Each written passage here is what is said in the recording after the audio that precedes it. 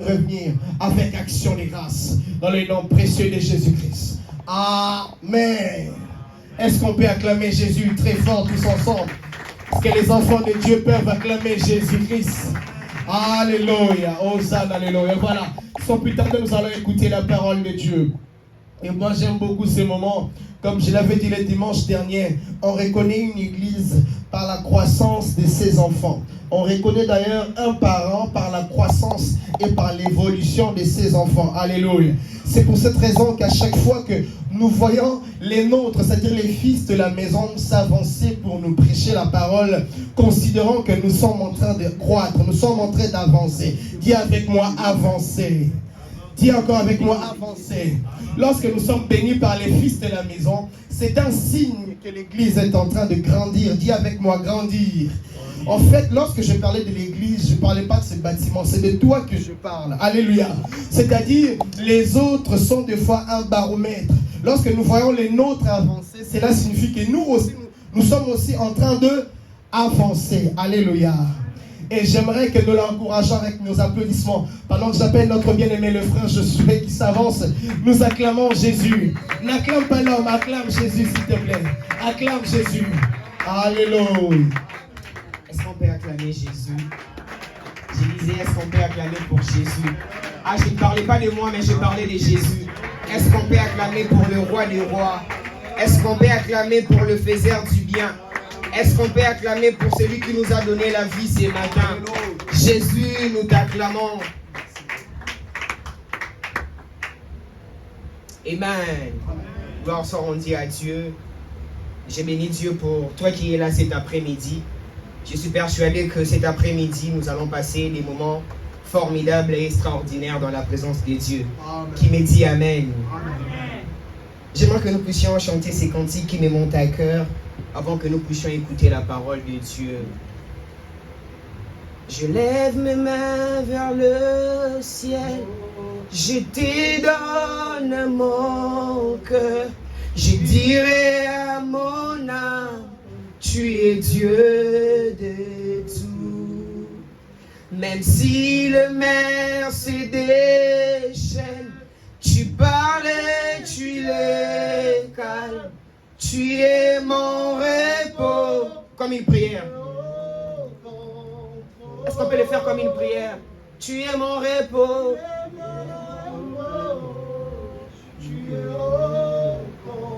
Tu es mon repos. Yahweh. Tu es mon repos. Alors que nous sommes en train de chanter ces cantiques, tu seras en train de sentir une tranquillité dans ton cœur. Tu es mon repos. Tu es au contrôle. Tu es mon repos. Je lève mes mains vers le ciel. Je te donne mon cœur. Je dirai à mon âme, tu es Dieu de tout. Même si le mer se déchaîne, tu parles et tu les calmes. Tu es mon repos, tu es mon repos. Tu es mon repos.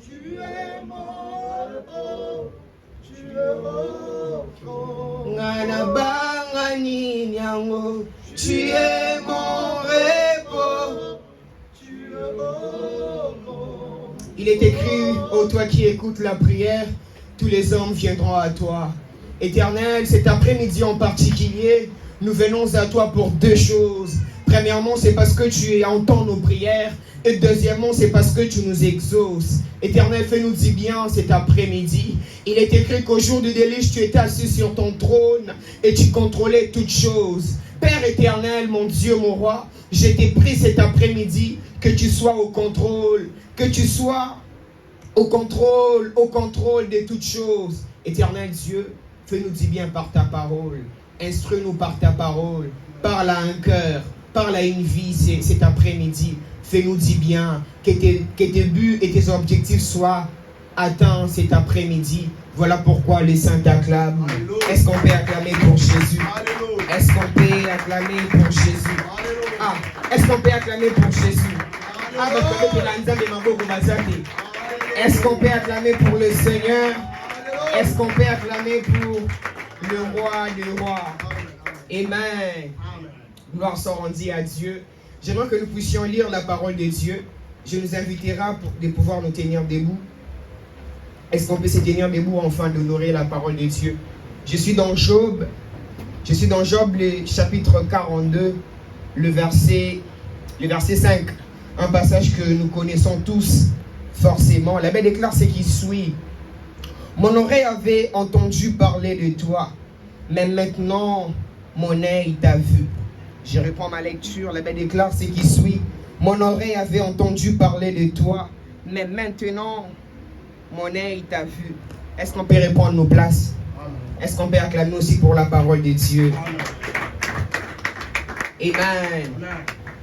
Ici, c'est Job qui nous parle, mais cet après-midi en particulier, je nous ferai peut-être pas plaisir, peut-être pas grâce, mais je nous parlerai de Job, quelqu'un que nous tous nous connaissons dans la Bible, mais je nous parlerai aussi de une autre personne qui n'est pas Job, mais quelqu'un que vous pouvez voir, que vous connaissez certainement, que vous connaissez d'une certaine manière. Ici, c'est Job qui est en train de parler à Dieu. Après avoir qu'il puisse passer tous ces moments difficiles que vous et moi nous connaissons. Après avoir qu'il puisse passer par des moments compliqués et complexes de la vie. Job est en train de parler en disant, mon oreille avait entendu parler de toi, mais maintenant, mon œil t'a vu. Ma prière de cet après-midi est que quelqu'un dans cette salle puisse voir Dieu dans le nom de Jésus. Ah, je ne parle pas des informations, mais je parle du vécu. Je ne parle pas des informations. Pas les dieux qu'on te parle sur TikTok, mais je parle des dieux de la Bible. Les dieux qui est infaillible.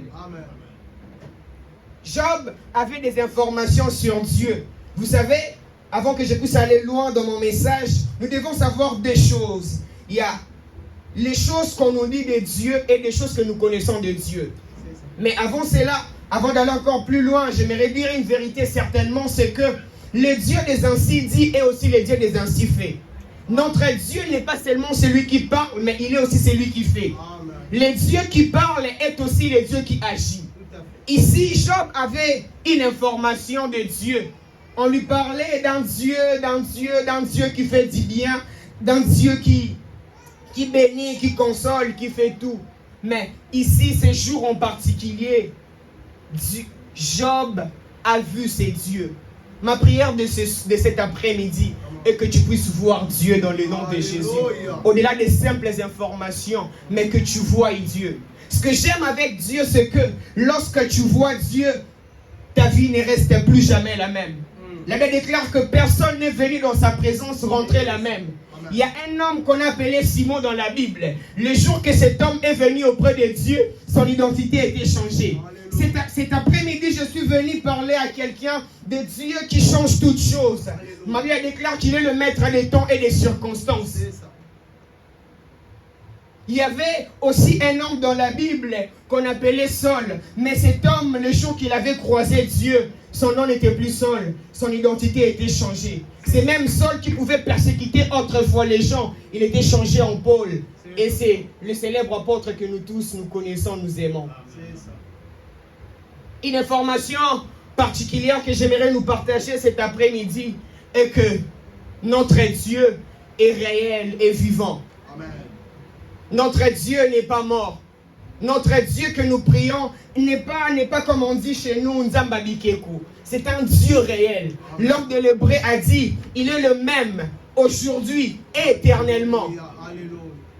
J'aime l'homme d'Hébreu. L'homme d'Hébreu est en train de conjuguer, est en train de présenter notre Dieu berger, mais à 3 temps. Il a dit, c'est notre Dieu, il est le même hier, aujourd'hui, éternellement. Ça veut dire quoi? Ça veut dire que non, le Dieu qui pouvait opérer dans le passé, il est le même qui peut opérer dans le présent. Il est aussi le même qui opère dans le futur.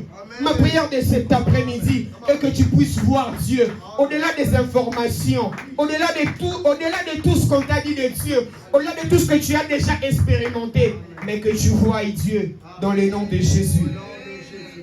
Mais permettez-moi de parler de Job. Comme je disais tout à l'heure, c'est que Job était en train de passer par des moments difficiles de sa vie. Job était en train de passer par des moments très complexes, d'où il ne pouvait pas imaginer, d'où il ne pouvait pas croire. Mais il se passe une chose dans la vie de Job. Berger, Job connaissait un Dieu qui bénit, mais il ne connaissait pas un Dieu qui restaure. Pourquoi? Parce que Job était un homme riche. Nous tous, nous connaissons son histoire. C'était un homme béni de Dieu. Il connaissait un aspect de Dieu que le Dieu qui bénit. Mais il ne connaissait pas un autre aspect de Dieu, que Dieu est aussi le Dieu qui restaure. Lui, il s'est contenté tout simplement de Dieu qui bénissait. Mais alors que le Dieu qui bénit, il ne s'arrête pas seulement au niveau de la bénédiction, il est aussi celui qui restaure. Alléluia. Job, après avoir qui passe par des moments difficiles, complexes de sa vie. D'ailleurs, avant d'aller plus loin, j'aimerais dire à une personne, nous avons deux catégories de personnes dans la vie. La première catégorie de personnes que nous avons dans la vie, ce sont des personnes qu'on appelle la femme de Job. La deuxième catégorie de personnes que nous avons, ce sont des personnes qu'on appelle les amis de Job.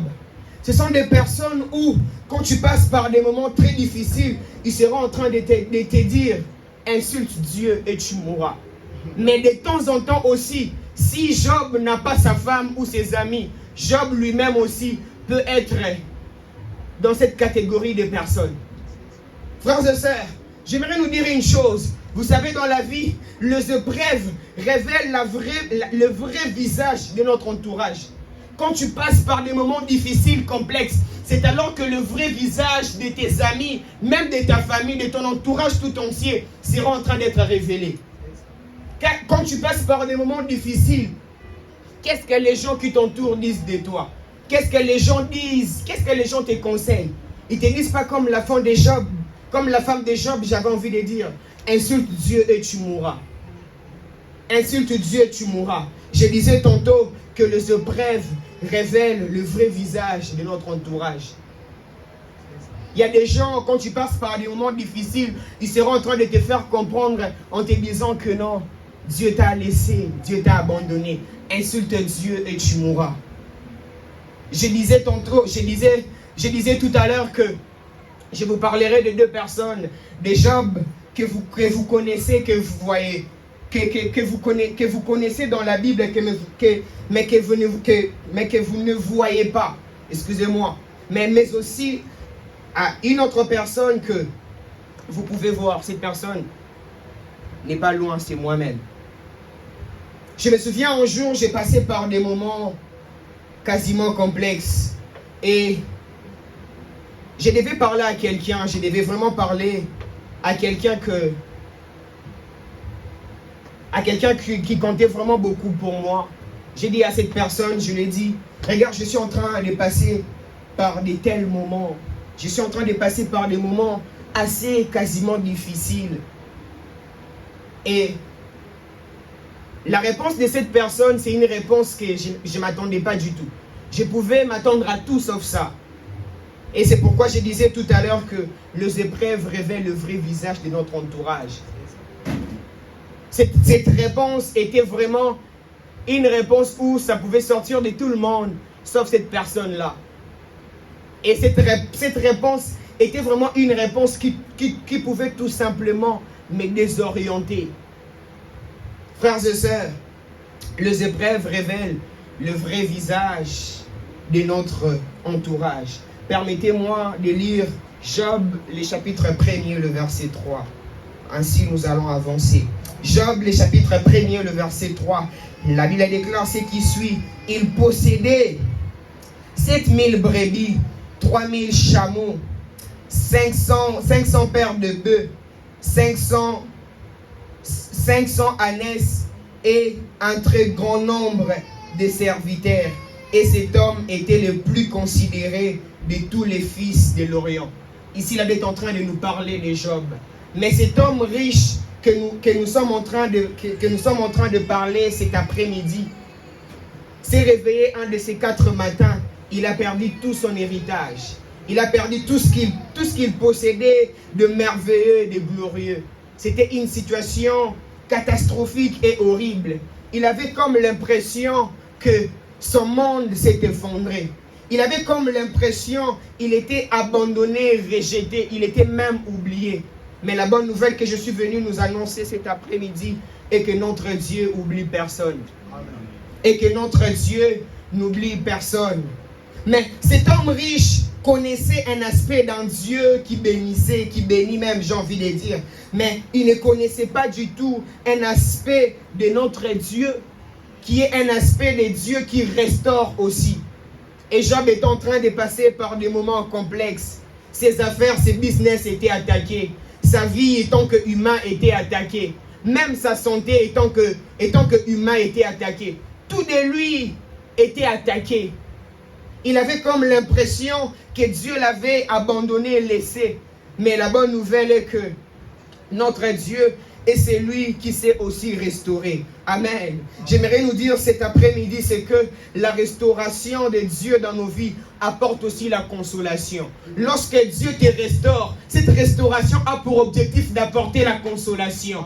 Écoutez, lorsque Dieu a restauré Job, cette restauration lui a apporté la consolation. Ma prière de ce soir, ma prière de cet après-midi est que Dieu puisse te restaurer et que tu puisses ressentir la consolation de Dieu dans le nom de Jésus. Écoutez, bien-aimés dans le Seigneur, Ésaïe le chapitre 40, le verset 1er, la Bible déclare que notre Dieu est celui, permettez-moi de lire ces passages. Ésaïe le chapitre 40. La Bible déclare: consolez, consolez mon peuple, dit votre Dieu, parle au cœur de Jérusalem, et criez-lui que sa servitude est finie, son iniquité est expiée, car il a reçu de la main de l'Éternel au double de son péché. J'aimerais nous dire que à chaque fois que Dieu te restaure, il te donne au double de ce que tu avais déjà. À chaque fois que Dieu prend la résolution de pouvoir te restaurer, il te donne au double de ce que tu avais. Il te donne en premier lieu ce que tu avais perdu. Et il te rajoute encore. J'aimerais encore dire cet après-midi, c'est que dans la restauration de Dieu, il y a eu toujours une dose assez particulière. Lorsque Dieu restaure, Dieu prend la résolution de pouvoir ajouter un peu de levure, de manière à ce que cette bénédiction puisse prendre un autre volume, une autre dimension. Amen. La restauration apporte la consolation. Dans Job, le chapitre 42, le verset 5, quand Dieu avait restauré Job, Job avait senti la consolation. C'est pourquoi il pouvait dire: mon oreille avait entendu parler de toi, mais maintenant mon œil t'a vu. Ma prière de cet après-midi est que tu puisses voir Dieu dans le nom de Jésus. Vous savez, des fois, on s'est fait des idées. Des fois, nous avons comme l'impression que nous avons déjà vu Dieu. Acte le chapitre 9, là, nous parle d'un homme qu'on appelle Saul. Il déclare que cet homme, il sortait, il était vers Damas et il partait à Jérusalem, afin de lier les hommes et les femmes qui croyaient, qui servaient Dieu. Mais la Bible déclare que non, au bout du chemin, cet homme est tombé et il y a une lumière, en fait, une lumière qui frappe aux yeux de cet homme. Et cet homme demandait à la personne: qui es-tu? La Bible déclare que Dieu lui a répondu: je suis le Dieu que tu persécutes. Cet homme Saul avait comme l'impression de connaître Dieu, avait comme l'impression de savoir ce qu'il faisait vraiment, mais il ne connaissait pas Dieu. Ma prière de ce soir, ma prière de cet après-midi est que nous puissions voir Dieu au-delà des expériences, au-delà de ce qu'on nous a déjà dit, au-delà de ce qu'on t'a déjà prêché, et que tu puisses voir Dieu. Amen. Vous savez, lorsqu'on dit voir Dieu, ici en réalité, Job est en train de dire: mon oreille avait entendu parler de toi, mais maintenant mon œil t'a vu. En réalité, Job est en train de vivre la restauration. Ça veut dire que tout ce qu'il avait perdu était des retours. Mais en d'autres termes, Job n'avait pas vu Dieu physiquement. Mais j'aimerais dire à une personne, à chaque fois que Dieu te bénit, sache que Dieu lui-même est dans cette bénédiction. À chaque fois que tu vois la bénédiction de Dieu, sache que cette bénédiction symbolise aussi la présence de Dieu. J'ai envie de dire cet après-midi que la bénédiction de Dieu, la bénédiction de Dieu a une grande importance lorsque le bénisseur est là. Lorsque Dieu lui-même est dans cette bénédiction, sache que ce n'est pas seulement une simple bénédiction, mais c'est aussi une assurance de sa présence. Amen. Job en réalité n'avait pas vu Dieu comme le frère Israël, t-shirt blanc, non. Mais il vivait la restauration. Il a vu, il a récupéré tout ce qu'il avait perdu. Mais Job a dit que mon œil t'a vu. Parlons de Sarah, Abraham et ces trois hommes. La Bible déclare que ces trois hommes, après avoir qu'ils mangent alors qu'ils étaient en train de partir, ils ont dit à Sarah, l'année prochaine à la même époque, tu auras un fils. La prophétie s'est accomplie.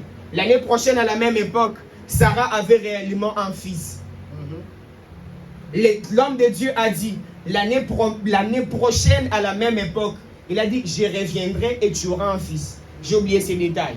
Mais il s'est passé que l'année prochaine, Sarah a eu un fils. Mais l'homme de Dieu n'était pas réveillé. Ça veut dire quoi? Ça veut dire que lorsque Dieu te bénit, sache que sa bénédiction est aussi là. Lorsque Dieu te bénit, sache que sa présence est aussi là. La bénédiction de Dieu a une grande importance lorsque lui-même le bénisseur est là. Frères et sœurs, parlons de Romains le chapitre 18, de Romains le chapitre 8, le verset 18. Ici, c'est l'apôtre Paul qui parle. Il dit, j'estime que les souffrances du temps présent ne seront comparables à la gloire à venir. Permettez-moi de marteler ici, je suis déjà en train de chuter. Je n'ai pas grand-chose à nous dire cet après-midi et puis nous allons prier. Très souvent dans la vie, ça nous arrive tous de pleurnicher. Ça nous arrive tous de pouvoir s'interroger. Mais qu'est-ce qui m'arrive? Mais qu'est-ce qui se passe? Mais ici, l'apôtre Paul est en train de dire, la souffrance du temps présent ne sera comparable à la gloire à venir. Frères et sœurs, des fois la taille de ta souffrance détermine la qualité de ta gloire. Il ne faut pas avoir peur de certains combats et de certaines épreuves qui nous arrivent dans la vie. Des fois, ça nous arrive aussi de pouvoir dire que ma souffrance est carrément intense. Ma souffrance est tellement dure. Est-ce qu'il y a déjà quelqu'un qui a réclamé sa bénédiction en disant que non, cette bénédiction est tellement énorme et je n'arrive pas à la supporter? J'estime que les souffrances du temps présent ne seront comparables à la gloire à venir. Frères et sœurs, bien-aimés dans le Seigneur, je disais tout à l'heure que des fois, la taille de nos combats révèle même la grandeur de notre gloire. L'on ne peut pas vivre la gloire de Dieu si au préalable, on ne passe pas par des moments de épreuve, par des moments de souffrance. Job est en train de vivre la même chose. Il était en train de vivre la même chose, mais ce jour-là, il a plu au Seigneur de pouvoir restaurer sa vie et de lui apporter la consolation. Il est possible que tu as commencé cette année avec beaucoup d'ambition, avec beaucoup d'objectifs, mais juste quelques mois plus tard, alors qu'on était au début de l'année, tu as comme l'impression que tu as commencé à tout perdre, que tu as comme l'impression que tu as commencé à perdre les pédales. Tu te poses la question, tu te dis, est-ce que Dieu me connaît réellement? La bonne nouvelle que je suis venu annoncer à quelqu'un cet après-midi est que Dieu te connaît.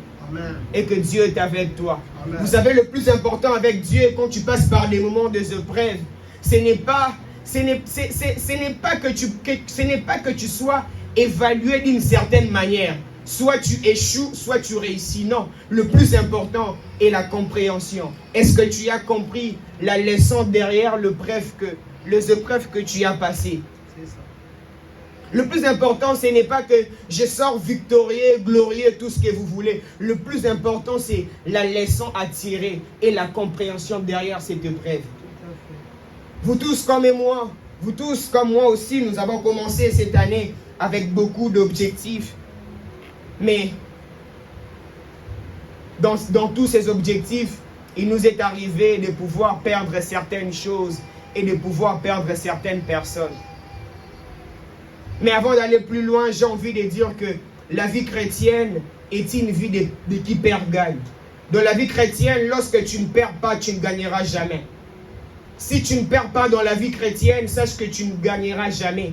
Jésus même est en train de nous affirmer ces choses. Il dit, alors quiconque gardera sa vie la perdra. Mais c'est lui qui la perdra, la conservera ou la gardera à cause de moi. Je réponds ce que je disais que la vie chrétienne est une vie de qui perd-gagne. N'aie pas peur de perdre certaines choses.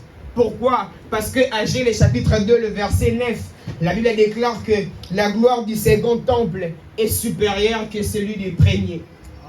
N'aie pas peur de perdre certaines choses ou certaines personnes. Parce que Dieu sera en train de te les rendre, mais avec une dose supérieure. Amen. Permettez-moi de parler, parce que nous sommes en train de parler de perte et tout. Dans la Bible, il est en train de nous parler dans 1 Samuel, le chapitre 9. Il est en train de nous parler d'une famille. Il y avait deux hommes. Il y a un père qu'on appelle Kis. Et ce père Kis avait son enfant qu'on appelle Saül. On a dit, un de ces 4 matins, cet homme a perdu ses ânesses. Et il a résolu que son fils et son serviteur puissent aller chercher ses ânesses. Frères et sœurs, des fois Dieu permettra que tu puisses perdre certaines choses pour que sa gloire se révèle dans ta vie. Amen. Oui, je sais de quoi je parle. Des fois Dieu permettra que tu puisses perdre certaines choses, certaines personnes, certaines relations, certains contacts pour que Dieu lui-même puisse se révéler dans ta vie. Les jours-là, cet homme a perdu l'héritage de son père, pour dire même mieux son héritage. Parce que si son père n'était plus là, c'était à lui d'hériter ça. Mais alors que derrière cette perte, Dieu est en train de cacher une chose qu'on appelle la royauté. Frères et sœurs, n'ayez pas peur de perdre certaines choses. Il partait à la recherche de ses ânesses. Mais derrière cette recherche de ses ânesses, Dieu est en train de chercher un roi. La Bible déclare que avant que lui et son serviteur puissent débarquer chez les prophètes Samuel, Dieu avait déjà averti les prophètes un jour en avant. Il avait dit, demain, à cette heure même, j'enverrai un homme. Cet homme-là, il sera oint comme roi. Ouais, la perte de certaines choses, de certaines relations, cache la gloire de Dieu, cache même la restauration de Dieu. Permettez-moi de parler encore de cette deuxième histoire. Je suis dans Ésaïe. Les lecteurs de la Bible savent. Lorsque vous lisez Ésaïe, le chapitre 1 jusqu'au chapitre 5, et lorsque vous lisez encore Ésaïe, le chapitre 6, jusqu'au dernier chapitre d'Ésaïe, vous avez comme l'impression qu'il y a deux auteurs différents. Vous avez comme l'impression qu'il y a deux auteurs différents, deux hommes qui ont écrit ces mêmes livres, alors que ce n'est même pas ça. C'est que c'est la même personne qui a écrit ces livres, mais sauf que les circonstances et les événements de la vie a permis à ce que cet homme soit démarqué d'une certaine manière. Je reprends. Je disais, si vous lisez Ésaïe, le chapitre 1er jusqu'au chapitre 5, vous comprenez que c'est Ésaïe vraiment qui a écrit Ésaïe. Mais si vous le lisez à partir du chapitre 6 jusqu'au 66, vous allez voir que c'est comme si chapitre 6 est différent de 1 à 5. Permettez-moi de parler d'Ésaïe, le chapitre 6. La Bible déclare ce qui suit. L'année de la mort du roi Osias, j'ai vu l'Éternel assis sur un trône élevé et les pans de sa robe remplissaient les temples. Les commentateurs bibliques disent que Ésaïe et le roi Osias avaient une relation assez familiale. Ils disent que certains commentateurs ils disent que non, le roi Osias était l'oncle d'Ésaïe. Ce qui veut dire que non, Ésaïe est en train de se contenter de ce que son oncle est en train de faire et de lui proposer, au lieu de se contenter de son ministère. C'est pourquoi je disais que Dieu permettra à ce que tu puisses perdre certaines personnes pour que la vraie identité de ta personne soit révélée. Lorsque tu ne perds pas certaines personnes, tu n'auras pas certaines choses. Ça te permettra même pas d'être épanoui. Ça veut dire que non, la mort du roi Osias a favorisé l'épanouissement spirituel d'Ésaïe. Ésaïe chapitre 1 n'a pas vu Dieu sur un trône élevé. Ésaïe chapitre 2, 3, 4, 5, il n'a pas vu Dieu assis sur un trône élevé. Mais lorsque le roi Osias est mort, Ésaïe pouvait voir Dieu assis sur un trône élevé. Qui plaise à Dieu si Dieu voudra ce que tu puisses perdre certaines choses ou certaines personnes pour que tu puisses le voir. Qui plaise à Dieu de le faire dans le nom de Jésus. Je suis en 2008, mars 2008. Mars 2018, pardon, le 2 mars. Je ne peux jamais oublier cette date. J'étais coordonnateur dans un ministère, mais aussi responsable de l'évangélisation. C'était un vendredi. Chaque vendredi, on sortait pour aller évangéliser. Mon téléphone avait été chargé, mais ça ne m'arrive pas tous les jours de sortir sans mon téléphone. Je suis sorti, j'ai laissé mon téléphone à la maison pour aller évangéliser. C'est un jour glorieux. J'ai déjà évangélisé dans ma vie, mais ce jour-là était un jour exceptionnel. Quelle gloire! On a évangélisé, on a fini vers 17h. J'avais laissé mon téléphone à la maison, ignorant tout ce qui pouvait se passer et tout. Et 3 heures après, vers 20h par là, j'ai rentré chez moi parce qu'après l'évangélisation, il fallait faire un compte rendu aux responsables, mais aussi prier, clôturer et se séparer. Et j'ai rentré chez moi tout bonnement, comme tous les jours. Je venais de servir Dieu. Mais je ne savais pas que Dieu est en train, tout ce qui t'empêche de voir Dieu, que cela tombe dans le nom de Jésus. Si c'est la bénédiction, mais j'ai pris que ça tombe dans le nom de Jésus. Ma prière est que tu puisses voir Dieu dans le nom de Jésus. Que les écailles de tes yeux tombent afin que tu vois Dieu. Que les écailles de tes yeux tombent afin que tu vives réellement la main de Dieu. Que les écailles de tes yeux tombent pour que tu puisses voir, vivre une vie heureuse et épanouie. Ma prière est que nous puissions voir Dieu. J'aimerais chuter par ici. Dans la Bible nous parle de la visitation, mais il y a 2 catégories de personnes que Dieu visite. La première catégorie de personnes que Dieu visite, ce sont des personnes que Dieu visite au début. Et la deuxième catégorie de personnes, ce sont des personnes que Dieu visite à la fin. Ici, je suis en train de nous parler de Zachée et de Bartimée. La Bible déclare que le jour-là, alors que Jésus entrait à Jéricho, il a croisé l'homme qu'on appelle Zachée, et c'était le jour de sa visitation. Mais la Bible est aussi en train de dire que les jours-là, alors que Jésus sortait de Jéricho, d'ailleurs les commentateurs bibliques disent que c'était son tout dernier jour qu'il puisse entrer et sortir de Jéricho. Pourquoi? Parce qu'il sous-entend que alors qu'il sortait, il partait pour mourir à la croix. Et Jésus en sortant, il a visité cet homme qu'on appelle Bartimée. Cette parenthèse est pour dire à une personne que si Dieu ne t'a pas visité au début de cette année, alors qu'il nous reste encore 4 mois pour que cette année s'achève, ma prière est que Dieu puisse te visiter dans le nom de Jésus. Ma prière est que tu puisses vivre une visitation de Dieu dans le nom de Jésus. Certainement, tu as commencé cette année avec de pleurs. Certainement, tu as commencé cette année avec de pertes. Mais ma prière de cet après-midi est que Dieu, le Dieu des cieux, puisse te visiter dans le nom de Jésus. Que tu puisses voir la visitation. Zachée était visité au début de l'année, si vous voulez. Mais Bartimée était aussi visité, mais à la fin. Alors que Jésus sortait, on dit que c'était les derniers jours qu'il entrait, il sortait de Jéricho. Ma prière de cet après-midi et que nous puissions vivre la visitation de Dieu. Ma prière de cet après-midi est que toi, autrefois qui as entendu parler de Dieu, que tu puisses le voir. Vois Dieu dans ta vie dans le nom de Jésus. Ma prière est que tu puisses voir Dieu dans ta vie et que tu voies Dieu dans ton travail et que tu voies Dieu dans ta famille, dans ta santé, dans tout ce que tu entreprends, que tu puisses voir et vivre la main de Dieu. Et que tu puisses voir et vivre la main de Dieu.